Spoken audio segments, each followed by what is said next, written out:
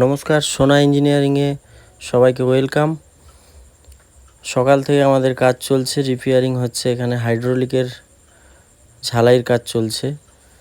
এখানে আগেকার একটি ছোট্ট ভ্যান 1.5 টন 2 টন ক্যাপাসিটিওয়ালা, ওর 4 গিয়ারের কাজ চলছে। এখানে খুব আগেকার গাড়ি।